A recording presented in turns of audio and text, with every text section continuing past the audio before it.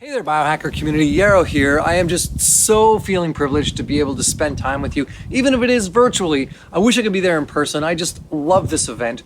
I'm sure at this point in the day, your minds are bubbling over with all kinds of new ideas on how to support resiliency, and also old ideas reaffirmed and brought to light by different perspectives. So this is what I love about this event, is that there is just such a great capacity to come together to learn and to grow into some of these concepts. And the Biohacker community is just a thriving, awesome place to do this. So I hope you've been having a great day.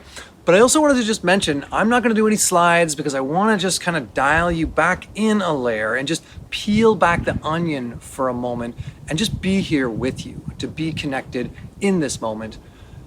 First off, I want to say I'm here in the forest on Vancouver Island. This is my home. This is the land I live on. We have about 9 acres of forest land next to a marsh here. Lots of beautiful creatures, birds, insects, all of that stuff. This is about connecting to nature for me, and something I found as a deeper level of resiliency is my connection to this planet. Also my connection to myself and my connection to others. All are fed through the biofeedback loops of connecting back into Mother Earth, into the natural world. This is where I think resiliency really comes to the forefront, is when we know no matter what happens, no matter what adverse situations, challenges, issues, imbalances, chronic sociological conditioning and educational overlaying and uncomfortable feelings that come up, we know that we are connected. We are still part of this earth, and we are a being representing the whole beauty of what life is, not just a little sliver or a section. We are part of this whole. And I think this is a big piece of resiliency for me. So before I get started, I want to take you through a 5-minute meditation. And this is really homework for you, actually. This is homework for you to do on your own when you're out in nature, anytime. And I'll just say mindfulness practices to begin with are one of the best ways to really build our resiliency, especially in these times when we are, having a social distance and when the world is such a crazy place right now. I mean, there's all kinds of potential economic collapse, but there's a beautiful silver lining to that. It's allowing us to see the deep stuff that's not serving us, the lack of capacity that we don't have anymore. But there's also this isolation factor, and a lot of us are having anxiety or mental imbalances and illness of some form, and this is a big piece of resiliency. So I'm going to take you through a 5-minute, 5-part meditation, really simply just to ground you back in. So take a couple of deep breaths, settle into your chair, settle into your feet if you're standing. Allow your energy to just flush through your body, filling it with light, filling it with energy. Just fill yourself with as much energy as you can. Take that energy into your feet. Bring your attention to your feet and ground that energy into the earth. Send it deep into the base layer, deep into the center of the earth. And allow your energy to fill with that energy and circulate back up, permeating the soils, permeating the concrete through your feet up into your body, and fill yourself with that earth connection. You can do this anywhere, whether you're in a city, forest, grasslands, snowy pastures, doesn't matter, in your house. And connect back into the earth and back up. We're going to do a meditation called the 5, and I call it 5, 4, 3, 2, 1. And it's a sensory meditation. It's very simple. It has no metaphysical awareness like this whole connecting into the earth, although this is an important piece of our everyday being. It's about connecting to our 5 senses. The concept of this, very simply, it only takes 5 minutes. I love doing this when I'm out in nature. It's something I would recommend is your homework to really connect in deeper, to bring your body into presence, to get away from monkey mind, to step us out of that thinking about the future or reminiscing on the past. This is very typical in our world. This is one of the biggest challenges to our resiliency is not getting present. And there's lots of different kinds of meditations, lots of mindfulness practices you can do, but I want to take you through this 5 sense meditation because this has really been profound for me. And I find when I'm feeling anxious or when I'm feeling out of balance, coming out into nature to do this is the most ideal thing. It only takes about 5 minutes. So we're gonna start, just ground into your chair, settle in. If you're standing, ground into your feet, connect into the earth, get present with your body. I'm gonna start with the 5 senses, easiest one being sight. So don't close your eyes. Open your eyes up wide and look around you for a minute. Look at yourself, look at the people in the room, maybe look at the stage, maybe look at all these different things. Pick out 5 different things that are unique and that catch your interest. With each one, look closely. So for me, I'm gonna look at this lichen here and you can just look really closely. What is it that's unique about it? Give it some appreciation. Maybe it's your shirt. Oh, it's really wrinkly along here. Or maybe it's your shoes. Maybe it's your phone. But look at 5 different things. I'll give you another minute, just a second anyway. Come back into your body. And now I want you to do something else, which is 4. We're gonna do 4 things we can touch. This is a simple one too. Touch yourself, touch your hairs on your arm maybe, bite your lip, touch your ear, touch your clothes, maybe touch each other if you're in a social bubble. With each time you touch something, try to find 4 unique textures you can touch. So in this case, I'll use my tree as an example, and I'll just touch the bark. How does it feel on your finger? How do these different textures? Don't try to imagine and use your vision as much, but just a touch. So try to really tap in, sink your energy right into your fingertip if you're touching something. Find 4 things you can touch. The next is 3. And we're gonna do 3 things that we can hear. So now kind of close your eyes and allow your hearing to be your primary organ of perception. Allow your hearing to pull out into the world. And I'll be quiet for a minute, but just try to pull out a distant sound. Potentially something outside of the building. Potentially something on the other side of the hall. Pull out 3 sounds you can hear distinctly and isolate each one for a moment.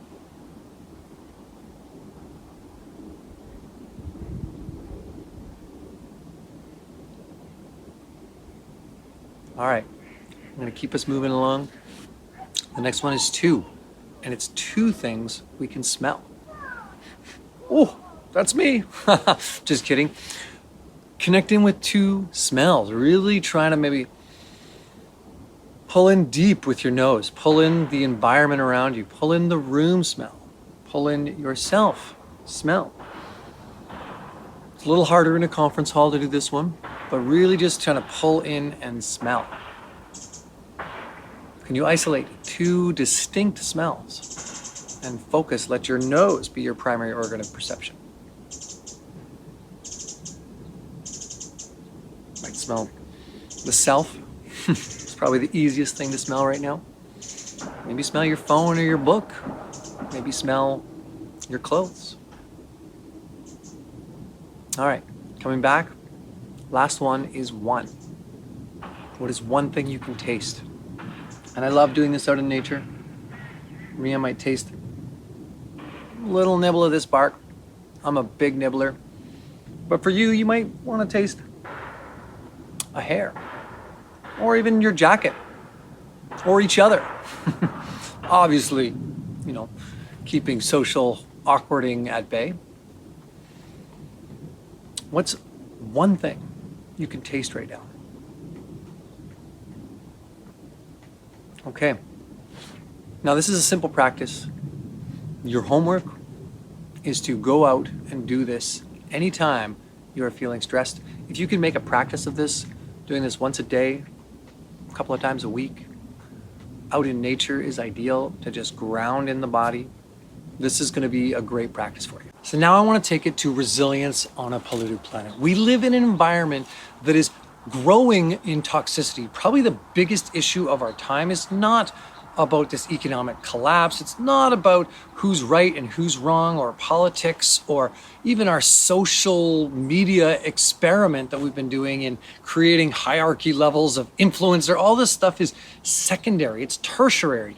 what's really happening on our planet that we need to become hyper aware of is a growing level of toxicity. This planet has been in a decline state for a little while now, where we've reached the capacity of our growth and we're on this curve downward.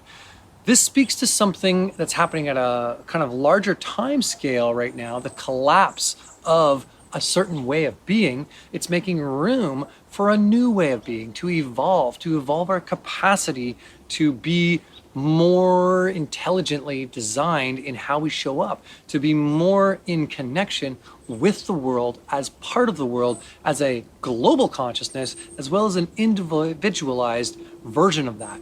So I'm going to take us to this level of the yin and the yang and the bipolar reality that we live in. We live in a bipolar reality. There are male, female, night, day, yin, yang, left, right, positive, negative. So many examples of this, of how we have these duality sides. So think of this as happening at every level of the time scale. There are things happening in the present moment, in the second. There are things happening in the day. There are things happening in the month, things happening in the year, things happening over the course of our lifetime, and even further back over the evolution of humanity as we come down to this new level that we're at now.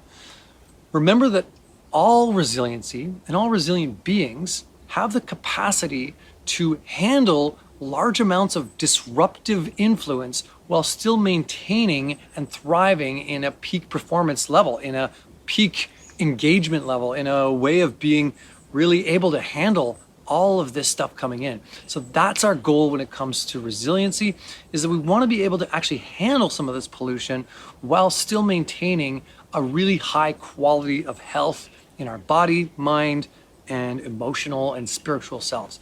These are all overlapping systems too. So when it comes to looking at our spiritual body, we may do work on our spirit level and it'll affect our physical level. We may do work on our physical level and it'll affect our emotional level. We may do work on our emotional level and it'll affect our mental level.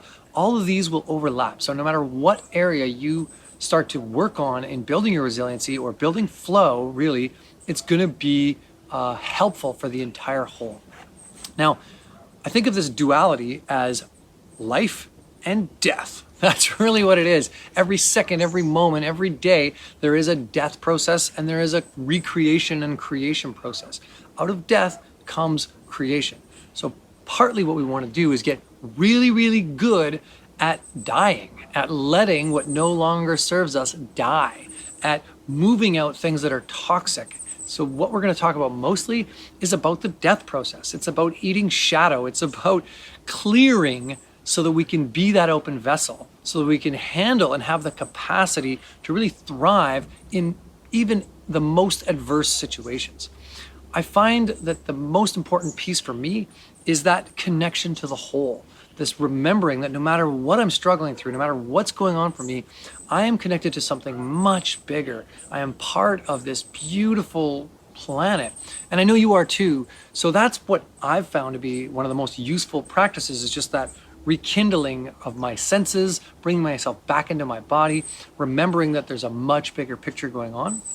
But I want to dial this into looking at how we can affect this on a physical level. So we have eliminatory channels in our body, and those are our kidneys, our colon, our lungs, and our skin. These are our 4 major eliminatory channels. So just to kind of go into those, how do we clear? How do we cleanse? How do we move stuff out of us? Because we can handle so much if we don't have congestion and blockage. Blockage creates stagnation, creates friction, creates heat, creates inflammation, lack of flow. Everywhere there is blockage in our lives, we are going to build up against our resilience and really counterintuitively harm ourselves at some level. So that might be on an emotional level, that might be on a physical level. Right now, just looking at the physical level, use these eliminatory channels as your key to how to keep nimble in the world. So I do a cleanse twice a year, in the spring and the fall, using my physical body during a time when the seasons are transitioning. So right now is a great time for a cleanse. Here in Canada, it's just after Thanksgiving. So me and my partner are starting a cleanse tomorrow, actually, where we're doing this no sugar, no carbohydrate, or no simple carbohydrate in any way, no dairy, no fermented foods. We're clearing out the diet getting down to really just alkaline foods and enhancing the body with much more of these, just a little bit of acidic foods, 20% maybe, 80% neutral and alkaline foods, getting a lot more life essence, vital energy into the body, eliminating and stripping off all of the supplements that we might take. So no more B vitamins, no more essential fatty acids, no more minerals and all that kind of stuff for a 2-week period. During this period, and I highly recommend you do this once or twice a year, I find that this increases the vitality more than anything I know, is to cleanse, to clear. During this 2-week period though, we will do supplements only that help the elimination process. So we'll do things like a light laxative, like a yellow dock or a cascara to move out the kidney or the colon. We'll do things like juniper or uva ursi or herbs like this, maybe a kidney herbal formula that we'll take daily, twice a day, to help flush the kidneys. We'll do things to help support the liver, because that's what really processes all of these hormones and all of these toxins in our body.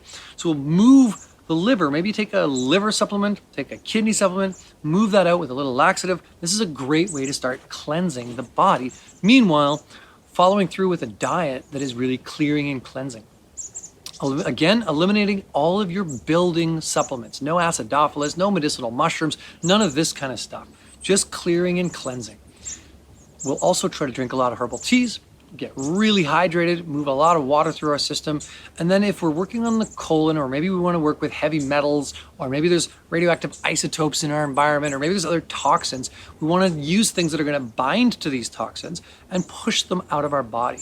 And I do this as a regular maintenance. Usually in the spring, I do chlorella for 30 days. I eat chlorella every day, or we'll do like some cilantro or high chlorophyll, things like this to just clear that. But you can do that in the fall as well. Other ways you might want to work with that are things like shilajit. You may have heard of this. This is a mineral pitch out of the high Himalayan mountains. Its a name in Sanskrit is rock warrior. And really what it is something that helps pull out deep cellular bed inflammation and toxicity. So really good for those heavy metals and those radioactive isotopes and all that toxic jargon that gets stuck in our system because our body has nowhere to put it. So it puts it into these deep cellular beds, hoping that we'll never touch it again. It's like that closet that's full of boxes that you never unpacked. Well, we want to take the shilajit or something like that to help pull that out. I've also found one of the best things for stuff like this are zeolite clays and bentonite clay. These are two really great clays you can get. Both of them work at a level of pulling out toxins. The bentonite is a little gentler and cheaper, more economical. You might want to do even diatomaceous earth if it's parasites you're trying to pull out or something like that. Or if it's a dysbiosis of some form, you want to do some anti-inflammatory things like the slippery elm and calming down the dysbiosis. But really what we're trying to do here is clear. So the bentonite clay, one of the best things about it is it cakes onto the walls, and it's like a mud bath for your digestive system.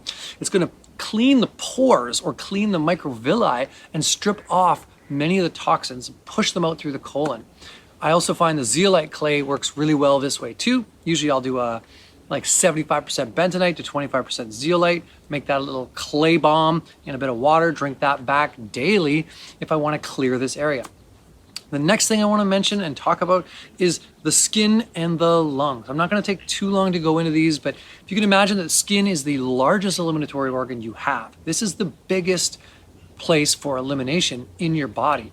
And what we want to do here is things like hot, cold, right? You've probably heard this through the biohackers community or through some of the other presenters around the benefits of hot and cold therapy, of tightening, contracting, and expanding. Think of hot as expanding. Think of cold as contraction, and think of expansion as creation and contraction as death. So we want to make sure we're finishing with contraction, with that cold thing. I love doing saunas. I've got one of these, what the Finnish will call fake saunas in my house, just a hot box, but it's great. It helps me out. I'll go outside, do some jumping jacks in the cold, kind of close down my body, go back in the sauna, back out, finishing always in cold. But what I usually recommend for most people is they do this in the shower. Hot, cold shower is easy, it's universal, it's available. Not actually universal, some people don't have hot showers, but you get the idea. You want to just cleanse the body that way. I won't take more time to talk about that, but really other places we want to work on is once we've done that, we want to build back up the flora of the skin. So don't use too many of these hand sanitizers. I think probably one of the biggest issues we're going to see in the next 5 years is people who've used too many hand sanitizers really killing the microbiome layer on their skin. We already see this as an issue with soap and over soaping. Make sure you're building back that biome layer. You are essentially of the earth, part of the earth, and there's more living on you than is you of cells at that level, especially in genetic material. We're talking thousands of times more genetic material living on you than is your genetic material. So you're a diverse ecosystem, you're a rainforest. Build that back, especially on the skin. This becomes a big piece of your resiliency. In Chinese medicine, they call this Wei Qi, and is your defensive qi to block outside influences from coming in. And we look at all old world traditions and we see that a big piece of it is having the capacity to block out things that are not us coming in. And the skin is our primary first level of defense here. But then as they come in our breath, they're in our lungs. Build back the skin, strengthen the lungs. Lung capacity is a big piece of resiliency. So you should be exercising at some level, increasing your cardio to a degree on a regular, consistent basis. And I'm not saying go for a run if you don't like running. I'm saying find something that really gets you sweating. Maybe it's dancing. Maybe it's moving your body in a certain way. Maybe it's playing dodgeball, or maybe it's a sport of some kind. Get out there and increase your cardio at some level. Get your breath going. But then also, on the other level, do some type of slowing down your cardio. Get out of the shallow breathing of regular, everyday breath. This is where a meditation practice comes in. This is where mindfulness breathing comes in. And there's lots of panchakarma breathing techniques, lots of deep breath work that can help both on a mental, emotional, spiritual level, but also on a physical level to increase the capacity of our lungs. From a herbal protocol, I highly recommend a herb called elecampane.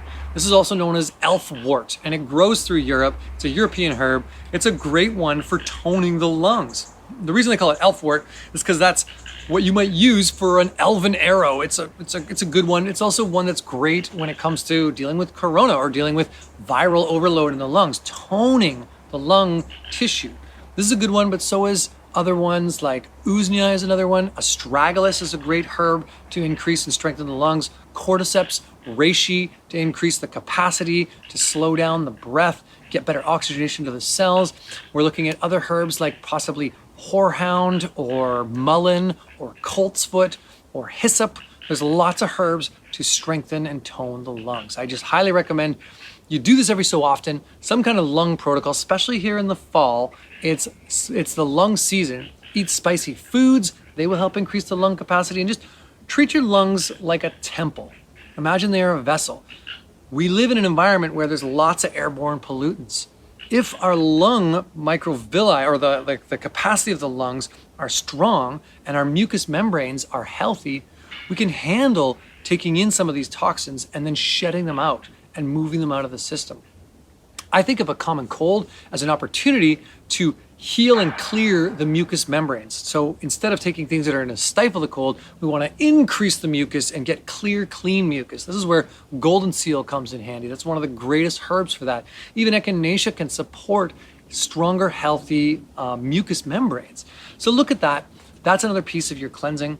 But then when it comes down to it, where we really can do the biggest work beyond our physical body is to start to clear the mind viruses, to start to clear the social constructs that don't serve us anymore.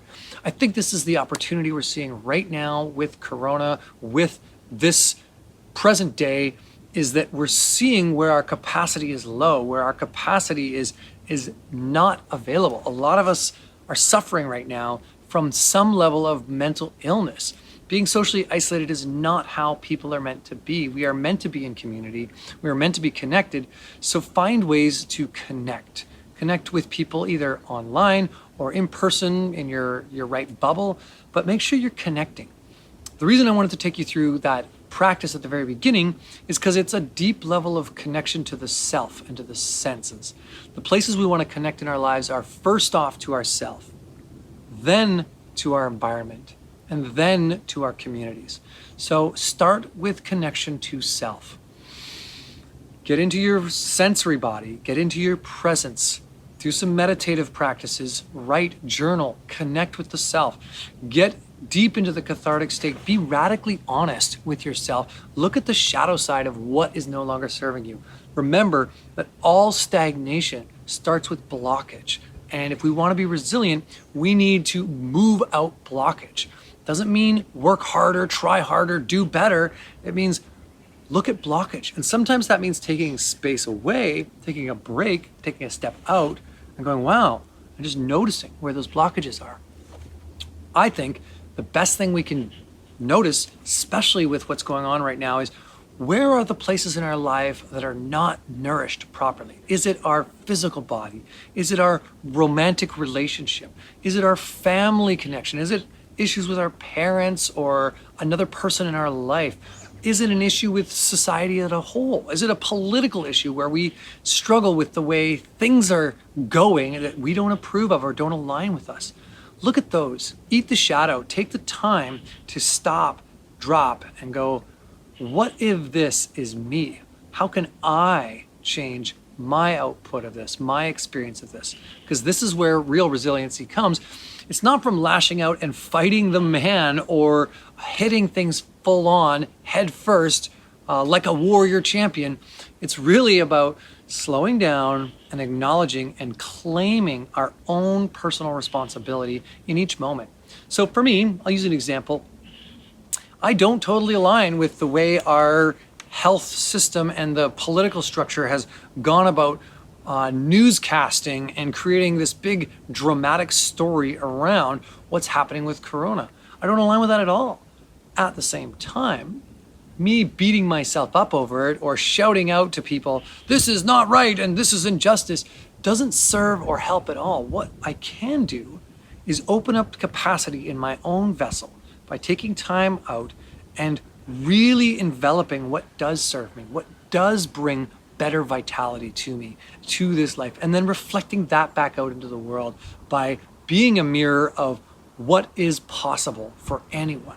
So this is where I recommend you look at resiliency from. You look at it from this lens of really doing cleansing work, doing the radical honesty work of clearing, of moving out, of releasing stagnation, and then allow that building process to begin again. You are an amazing creator. All of us are amazing creators. And that's the thing, is we're gonna create no matter what. We can't stop creating. So you're gonna create negative blockages. You're gonna create moments of opportunity to see an imbalance because there's a need to move stagnation and a need to evolve and continually evolve.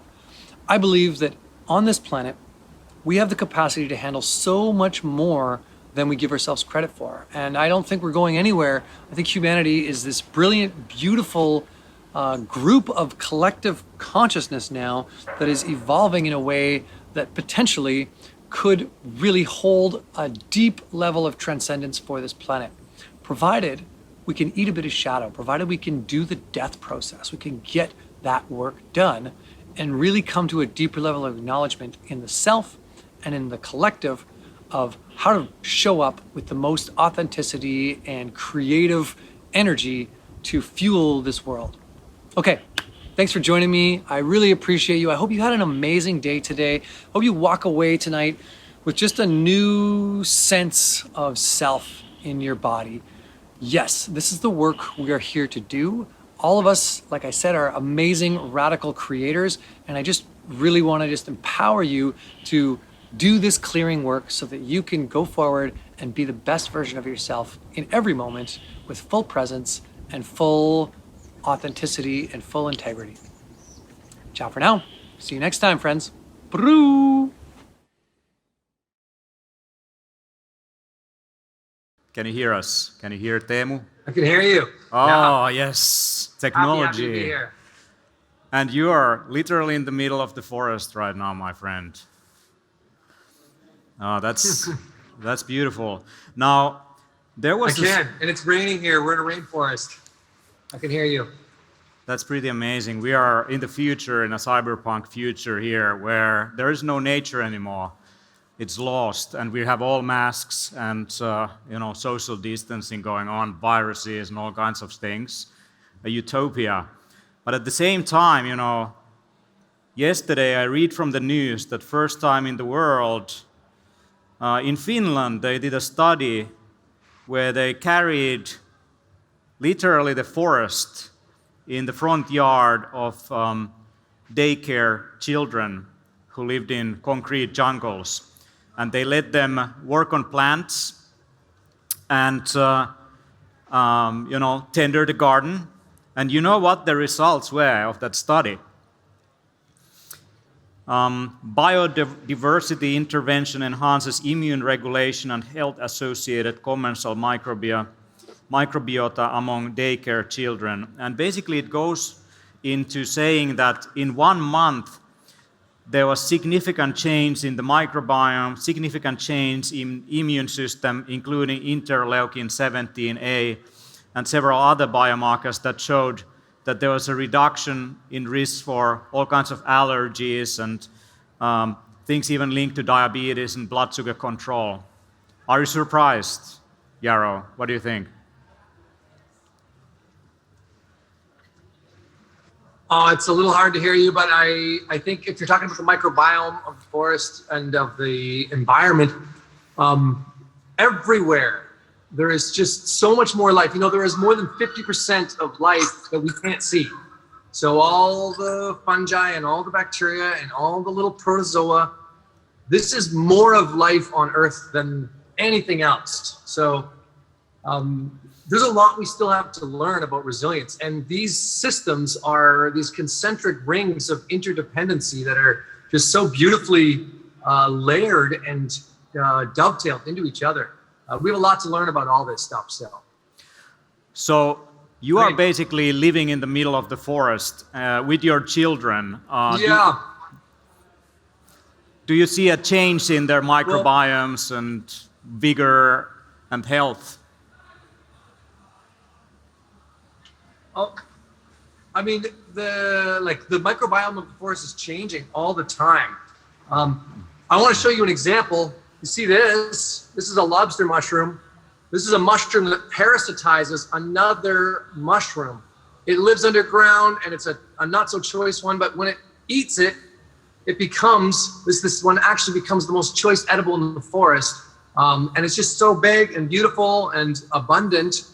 And it's right here in my forest, but it's only here once it infects another one. So when we think of something as infecting or as a disease, sometimes we have that backwards. Sometimes that's wrong. That disease might actually be creating new life. And that's the beauty of the life-death process. Right. So we live in a symbiotic relationship with the little friends around us and inside of us.